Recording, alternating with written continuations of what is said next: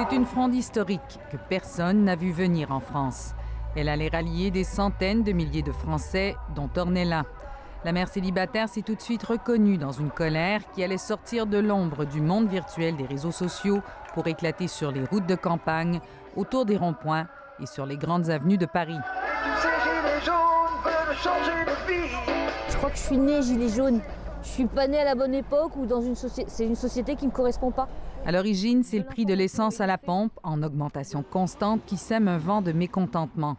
Rapidement, c'est un orage qui s'abat sur une partie de la France, un orage qui va durer. Le ras-le-bol était là, la goutte d'eau donc du carburant.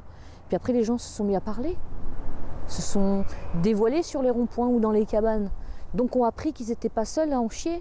Beaucoup de gens ont réalisé que quand ils faisaient leur calcul, qu'à la fin du mois, il ne restait pas grand-chose, et bien, ils n'étaient pas les seuls. Ornella dit avoir fait le choix de la pauvreté. Elle n'a pour seul revenu que le RSA, le revenu solidaire actif, une forme d'aide sociale. Mais à cette intersection de C, en Normandie, ce jour-là, on trouve de tout. Une fonctionnaire à la retraite, un petit commerçant, un jeune qui convoite un avenir en politique et Steve, un enseignant de langue anglaise. Bonjour, rendez-vous les 16-17. Pour Steve, le combat des Gilets jaunes, c'est celui d'une France des campagnes que l'on ne voit plus dans les métropoles, ignorée des élites et des politiciens. Et tout se barre. Les hôpitaux, il y en a de moins en moins, les tribunaux, il y en a de moins en moins, les trésoreries, il y en a de moins en moins, les gares, il y en a de moins en moins. Donc on nous demande de prendre de plus en plus notre voiture et on est taxé à mort sur les carburants. Donc en fait, on est otage, quoi. C'est du racket de la part de l'État. Et on a marre de se faire racketter. C'est le Pas-de-Calais. Un sentiment d'abandon que le démographe Hervé Lebras a constaté dans le profil qu'il dresse des manifestants.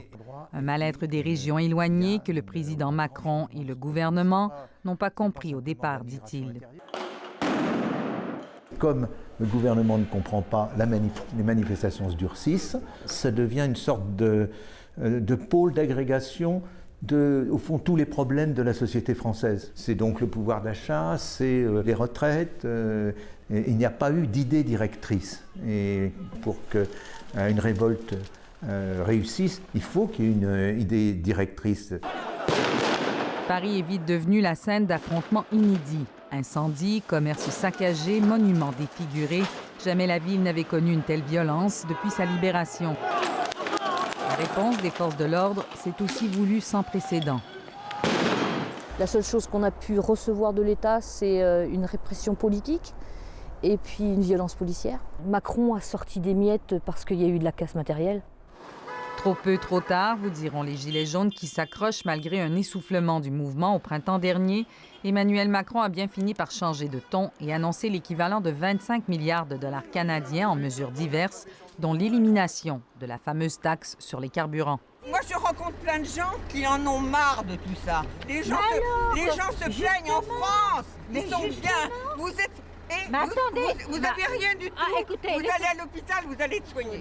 Voilà. Et je me bats pour la misère et contre la pauvreté. Corinne insiste, mais elle ne croit pas avoir réussi à ouvrir une brèche dans le mur d'opposition que lui offre cette dame visiblement excédée. Bonjour, bonjour. Pour ce samedi 16 novembre, les Gilets jaunes s'organisent. Sur les réseaux sociaux, les appels à la manifestation à Paris et partout en province se multiplient. C'est de loin dans la capitale que l'on souhaite souligner ce premier anniversaire avec le plus de fracas. Ici Marie-Ève Bédard, Radio-Canada, à C, en Normandie.